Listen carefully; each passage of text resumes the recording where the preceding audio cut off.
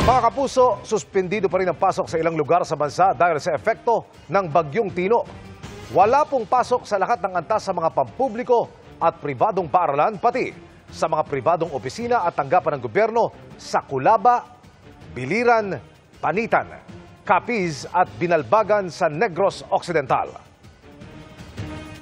Sa lahat ng antas din sa mga paaralan at sa mga tanggapan ng gobyerno, walang pasok sa buong probinsya ng Antique. Suspendido rin ang klase sa ilang bayan at syudad sa Cebu Province. Mga kapuso, gayon din po sa Iloilo. At sa bayan ng Calatrava sa Negros Occidental at Malay sa Aklan.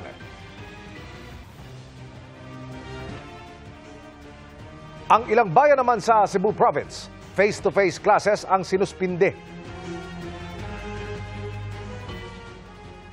Pati sa Oton sa Iloilo.